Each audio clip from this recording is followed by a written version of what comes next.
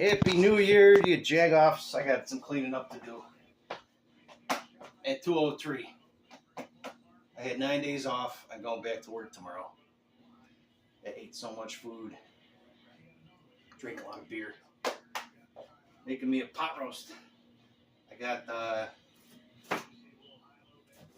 this elephant garlic. I love this stuff. Usually never find it. Yep. Biggest garlic cloves ever. Some garlic in there, onions, some potatoes, put some spices in. That's going to take all day. In the meantime, I got me a skirt steak, put a little soy sauce and lime juice, some spices in there. Got a big salad in the fridge. Let's crack open a Miller High Life, the champagne of beers, my friends. Watching some football. The Bears suck. We'll see if the Lions beat the Vikings today.